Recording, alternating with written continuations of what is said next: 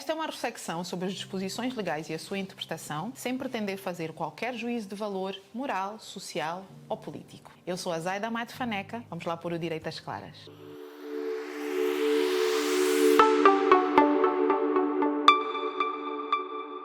Neste vídeo eu vou falar-vos das faltas por impossibilidade de prestar trabalho, por acidente ou doença do próprio trabalhador por um lado, ou das faltas para assistência inadiável a membros do agregado familiar por doença ou acidente deste. Eu vou começar por este último, que a nova Lei Geral do Trabalho não traz aqui grandes novidades em relação àquilo que era o regime da Lei 7/15. Ambas as leis determinam que o trabalhador tem direito a 8 dias úteis de faltas justificadas e remuneradas para prestar assistência a membros do seu agregado familiar que necessitem por causa de doença ou acidente. As duas leis também determinam que este período de 8 dias pode ser alargado a pedido do trabalhador e autorização da entidade patronal, mas o excesso, ou seja, os dias para além destes 8 dias úteis, já não serão remunerados. O que tem sido alvo de alguma discussão ou de algum questionamento é quem são as pessoas que estão incluídas neste leque do agregado familiar que o trabalhador pode legitimamente e com esta justificação e remuneração das faltas prestar assistência. Para isso, vamos mesmo ver o que é que diz o artigo 222, número 1, a linha F da Lei Geral do Trabalho. E aqui estamos a falar da lei que entrou em vigor a 26 de março. E ela diz que são justificadas as faltas ao trabalho por necessidade de prestar assistência inadiável a membros do agregado familiar. E diz só isto. Não faz referência a limites, não faz referência à remuneração ou não, remetendo para o artigo 226, que é o que nós vamos ver a seguir.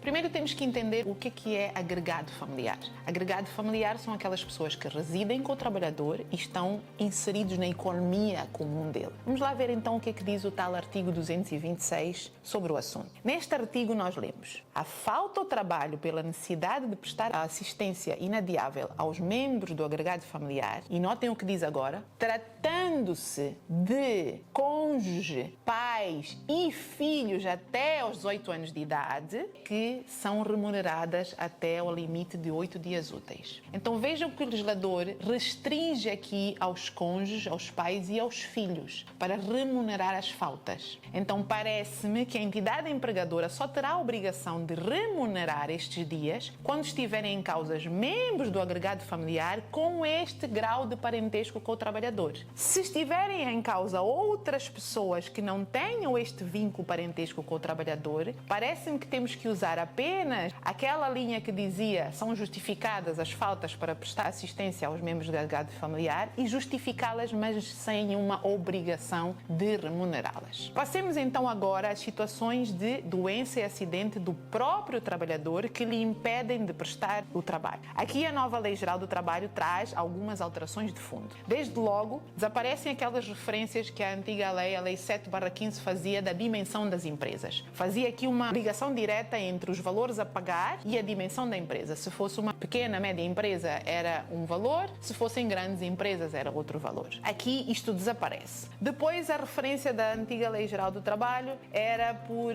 2 meses. E aqui a nova Lei Geral do Trabalho vem falar em 6 meses. Vamos lá então esmiuçar isto. Agora, o legislador diz que a entidade empregadora deve justificar as faltas do trabalhador e pagar o seu salário por um período de até 6 meses. Nós nos perguntamos, e se ao fim desses 6 meses o trabalhador continuar impossibilidade de prestar o seu trabalho por causa da tal doença ou por causa do tal acidente? Aqui temos que ir para o regime da suspensão do contrato de trabalho e fazer a suspensão deste contrato. Quando há suspensão do contrato de trabalho, o que acontece é que o vínculo laboral mantém-se, portanto o trabalhador não perde o emprego, mas deixa de haver aquelas obrigações que são próprias da execução do trabalho e da sua retribuição. Portanto, o trabalhador não vai ao local do trabalho, o trabalhador não tem obrigação de horário, não tem obrigações de assiduidade, não tem obrigações de resultado e, em contrapartida, a entidade empregadora não tem obrigação de remunerá-lo. Mas há aqui alguns direitos direitos que se mantêm por um período de 3 meses, que é o direito a alojamento e o direito à assistência médica, se eles já estiverem consagrados naquela relação laboral, naquele contrato, e já constituírem obrigação da entidade patronal. Então, na prática, vamos lá ver. O trabalhador ficou doente, não pode trabalhar, a entidade empregadora deve justificar as faltas e pagar o salário durante 6 meses. Ao fim dos 6 meses, o trabalhador não está ainda em condições de voltar. Durante 3 meses, a entidade patronal deve continuar a dar o alojamento e assistência médica se já for sua obrigação.